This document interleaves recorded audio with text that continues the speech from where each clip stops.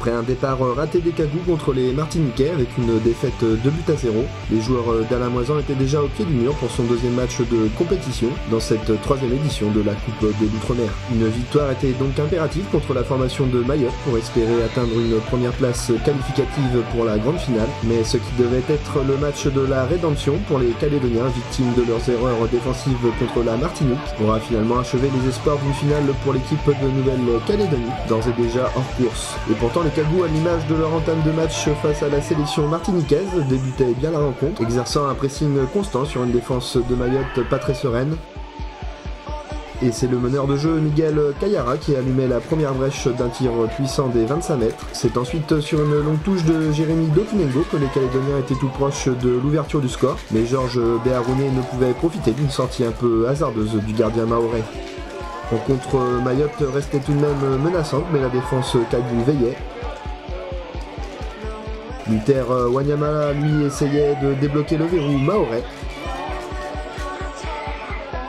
sans réussite, avant de voir les Marines venir quelque peu inquiéter le gardien Rocky Nikane. Mais l'axe central tenait bon avec une défense axiale composée du jeune Émile Béharouné, solide défensivement hier soir, et de l'expérimenté Jean-Patrick Wakamemune. Avec une équipe remaniée et l'entrée de 6 joueurs dans le 11 de départ, les coéquipiers du capitaine Olivier Dokinengo semblaient peu à peu prendre le dessus sur leur adversaire et poussaient pour ouvrir la marque. Georges Béharouné allait d'ailleurs se procurer ce qui sera la plus belle occasion de la Calédonie dans cette rencontre, suite à un ballon relâché du portier Nouman Issa. L'équipe mahoraise, quant à elle, procédait toujours en contre, mais l'arrière-garde Cagou était vigilant.